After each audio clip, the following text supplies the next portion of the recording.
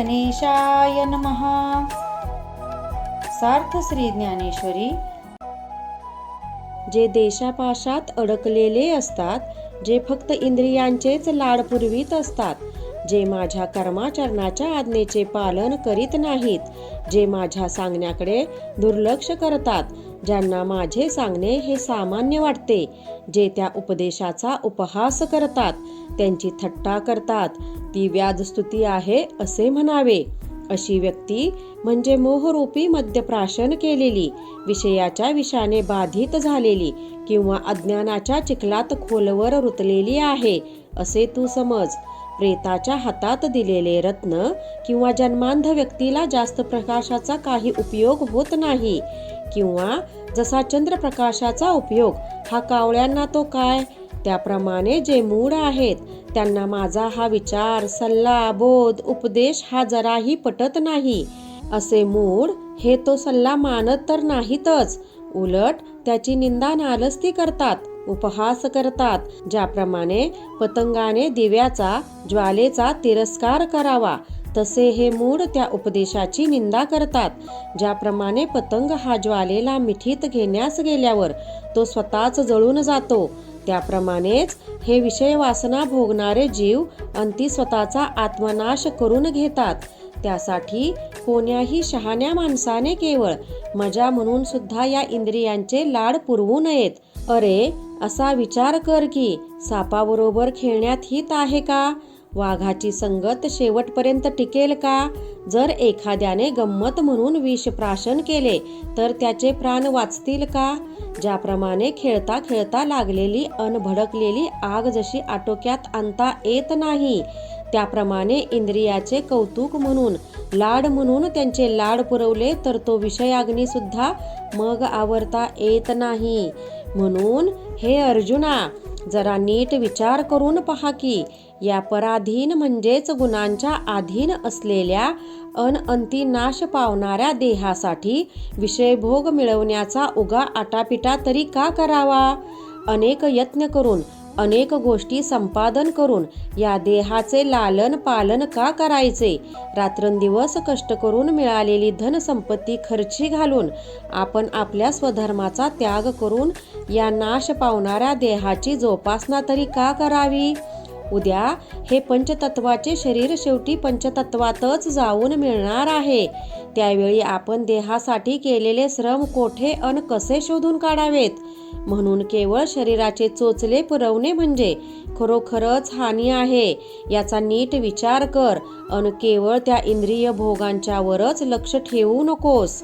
इंद्रियांच्या इच्छेसाठी इंद्रियांना हवे म्हणून जर आपण त्यांना हवे ते विषय देत गेलो तर त्या भोग सुखाने क्षणिक मन सुखावेल हे खरे, परंतु अल्पकालीन समाधान सुख म्हणजेच संभवित चोराने नगरवेशीच्या बाहेर जाताच आपला घात करावा तसेच आहे। बाबा रे, बचनाग म्हणजेच विषाची कांडी प्रथम खाताना जरा गोड लागते, पण तिचा होणारा परिणाम म्हणजे शेवटी प्राणास मुकावे लागते। ज्याप्रमाणे गळाला लावलेल्या आमिषाला मासा भुलतो, त्याप्रमाणे इंद्रियाच्या ठायी असणारा काम हा जीवास विषय सुखाच्या दुराशेस नेतो। गळाला लावलेल्या आमिषाला आपण भुललो तर उद्या आपला प्राण जाईल हे जसे माशाला कळत नाही, त्याप्रमाणे विषय सुखाची अभिलाषा धरणाऱ्याला अंती क्रोधाच्या अग्नीत पडावे लागते। ज्याप्रमाणे पारधी मृगाला मारण्यासाठी त्याला चारी बाजूंनी घेरून मृत्यूच्या कचाट्यात आणतो, त्याप्रमाणे विषय सुखाची लालसा धरणाऱ्यांची दारुण अवस्था होते। यासाठी अर्जुना, काम अन क्रोध हे दोघेही घातक आहेत, हे ओळखून तू त्यांच्या संगतीपासून दूर राहा। तुझ्या मनात या विषय विकारांना जरा सुद्धा थारा देऊ नकोस, त्यांची आठवण सुद्धा मनात आणू नकोस।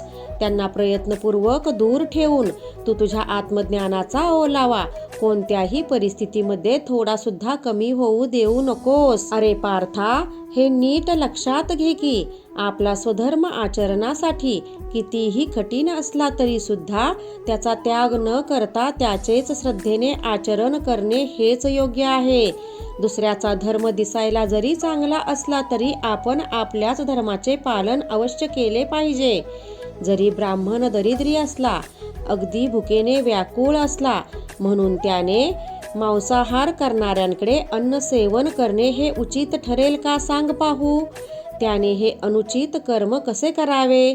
जे योग्य नाही त्याची इच्छा झाली, समजा की ते त्याला प्रसंगी प्राप्तही झाले, म्हणून काय त्याचा स्वीकार करावा का? लोकांच्या मोठ्या माड्या पाहून आपण आपली झोपडी पाडायची असते का? असे बघ की आपली पत्नी कितीही कुरूप असली तरी शेवटी संसार हा तिच्यासोबतच करावा लागतो ना, तिचाच संग करावा लागतो ना.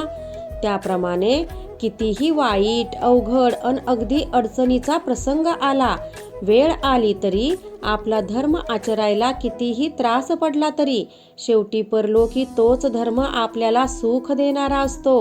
हे बघ, साखर आणि दूध हे दोन्ही पदार्थ चवीला गोड, पण ज्याला जंत झाले त्याला ते देऊन कसे चालेल?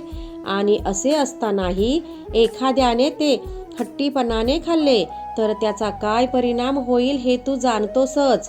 आता तुझे नेमके हित कशात आहे असे विचारशील तर दुसऱ्याला जे उचित असेल, पण आपल्याला जर ते अनुचित असेल तर शहाण्याने असे कर्म करू नये.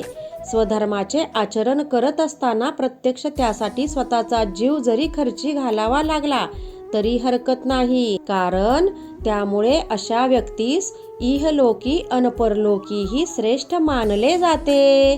रामकृष्ण हरी. गीता भागवत ज्ञानेश्वरी.